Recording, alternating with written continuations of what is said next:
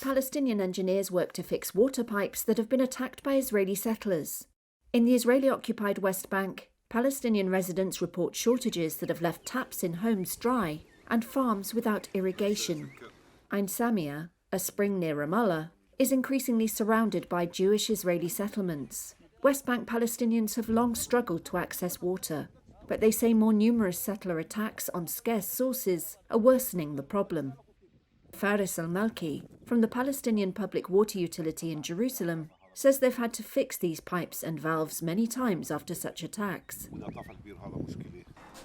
And in Ramallah, one of the West Bank's biggest cities, residents are having to rely on public taps. Ziad says she now gets water at home just twice a week. Water is a basic for life. Now we lack it due to the settlers, she says.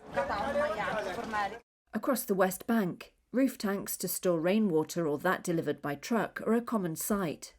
Ramallah resident Wafiq Salim says if settler attacks continue, there could be a conflict over water.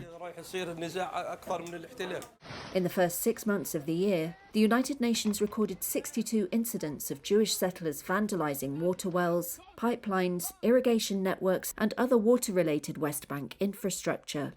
This video shows a settler preventing Palestinians from using water at the natural spring of Ain al-Auja. It was released by Israeli rights group Looking the Occupation in the Eye and verified by Reuters. The United Nations and most world governments consider settlements in the West Bank to be illegal under international law and an obstacle to establishing a future Palestinian state. Karim Jabran is a field research director for the B'Tselem Israeli Rights Monitor.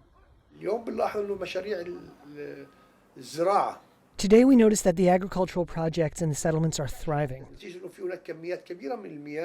There is an abundance of water, unlimited water for the settlers, but the Palestinian communities are going dry, lacking even drinking water. This all results in expulsion, displacement, and abandonment of the land and real suffering among all sectors of the Palestinian people. This drone footage shows the dried-up canal through which the Al-Auja spring used to flow. But settlers have diverted it and now swim at the spot. Settler Asher Meth. This is the first time that I'm here. I was never here before, and it's wonderful to see all these brothers and sisters, all these Jews here. The other people who are here in the neighborhood, but they're here, they're visitors. This is our land. The Israeli military acknowledged it has received multiple reports of Israeli civilians intentionally damaging water infrastructure, but said no suspects had been identified. Security forces view any damage to infrastructure as a serious matter, it said. The head of an association in the village of Kardala, Mithkal Fakaha, says what many Palestinians believe, that the water issues are part of a rise in settler violence that aims to drive them from the land.